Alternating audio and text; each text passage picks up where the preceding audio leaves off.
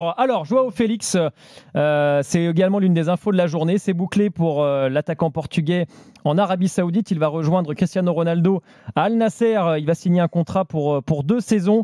Montant du transfert, plus de 50 millions d'euros, payé par Al Nasser à Chelsea. Bon, je pense que c'est peut-être le joueur, d'ailleurs, si on prend les indemnités cumulées de ces transferts, qui va sans doute intégrer le top 10. Et cette question qu'on vous pose, Joao Félix est-il le plus grand gâchis du foot au XXIe siècle? 32-16 pour participer.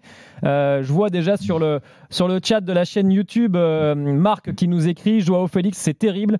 Il entre dans le panthéon des Bojan, des Mastour et autres Kakuta. Sauf que lui a coûté 120 bâtons parce qu'à l'époque, c'est vrai qu'il avait quitté Benfica pour Félix et Mastour dans la même phrase. Compliqué. Ouais, c'est un peu compliqué parce que Joao Félix, il a quand même fait des gros matchs de Ligue des Champions, des matchs de Coupe du Monde, d'Euro. Mais après, oui, de toute façon, on le sait, Joao Félix, moi, je suis pas surpris de le voir à Al Nasser. C'était la suite logique, en fait, avec les prêts à répétition, le Barça, Chelsea, le fait que ça fonctionne pas du tout. Aujourd'hui, on l'a toujours dit, mais Joao Félix, voilà, c'est un peu le symbole. C'est le symbole de ce foot business qui tue les joueurs.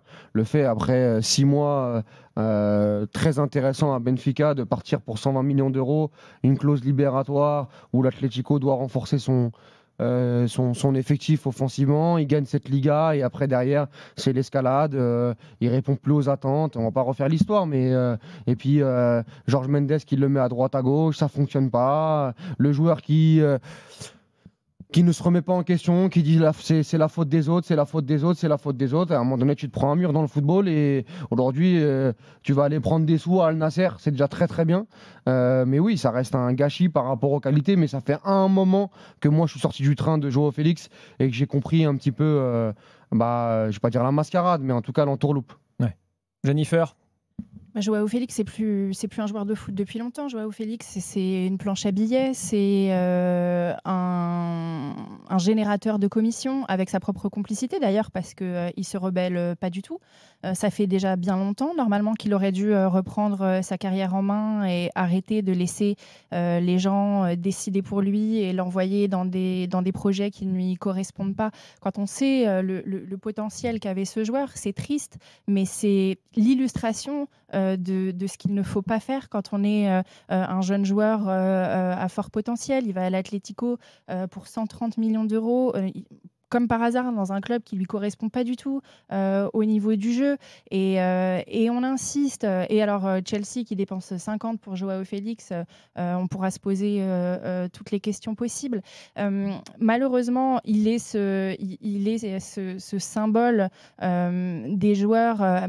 Mais moi, ce que j'aime pas, c'est qu'on les dédouane. C'est-à-dire que, alors, je vais pas prêcher pour ma paroisse et dire c'est pas la faute des agents, c'est pas la faute des entourages, c'est la faute de tout le monde en fait. C'est-à-dire que le joueur a décidé d'engranger un maximum de salaire et de se laisser porter dans des projets tous qui ne lui correspondent pas du tout. Après, il y a eu... j'essaie de le défendre un petit peu, de faire son avocat, mais Atlético de Madrid, Chelsea, Milan...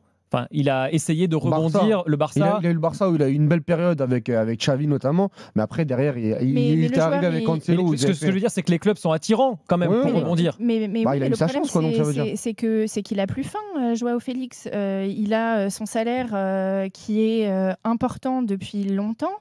Il fait aucun choix de carrière. Il décide à aucun moment, par exemple, de baisser ce salaire pour aller signer dans un club où il sera pas en prêt, un club qui lui offre à la fois du temps de jeu et un niveau dans lequel il va pouvoir un petit peu s'installer. Non, il préfère faire des prêts dans des clubs où il va pouvoir maintenir sa rémunération. Et le dernier club qu'il va rejoindre, ça confirme tout ça. Donc aujourd'hui, Joao Félix, il y en a qui vont dire des mercenaires du foot, il y en a qui vont dire des victimes du foot business.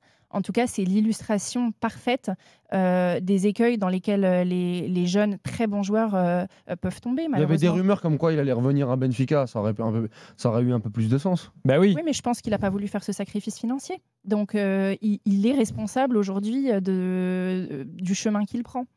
Ouais, Rui Costa, a priori, s'était engagé personnellement, avait commencé les négociations pour le faire venir. Il a que 25 ans. Ouais. Est-ce qu'on peut espérer le revoir en Europe? Oui, il reviendra dans 3 ans.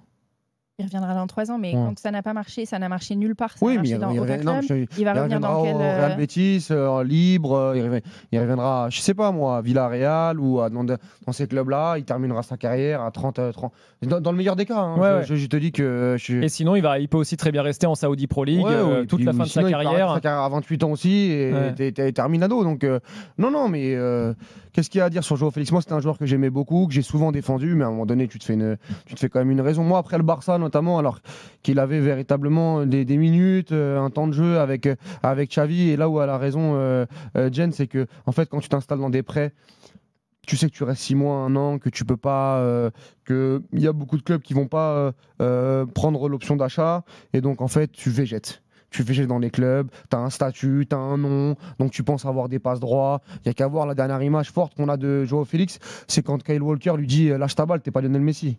Après un match de Ligue des Champions ou Avec le Milan. avec le Milan ou un match de championnat. Mais même au Milan, il est venu, les supporters de Milan, au bout de 3 matchs, 4 matchs, ils ont compris. Ils ont dit, mais attendez, il vient. Mais le plus fou, c'est qu'il était toujours appelé en sélection du Portugal pour toutes les grandes compétitions. Peut-être qu'il continuera à l'être. Ouais. Je sais pas, mais en tout cas, oui, c'est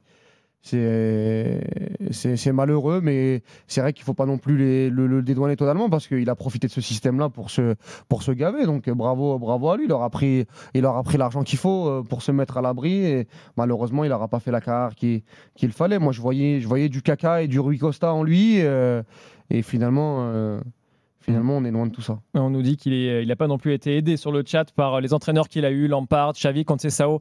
Oui. Mais bon, voilà, Lampard, en tout cas, il Félix... a eu Lampard à Chelsea. Je crois pas que ce soit la même période que Lampard. Hein. Ouais, à vérifier. Ouais. À vérifier tout ça. Ouais. Voilà, en tout cas, Joao Félix qui va donc quitter l'Europe et rejoindre l'Arabie Saoudite, qui continue d'investir donc pour rendre sa Saudi Pro League plus intéressante encore.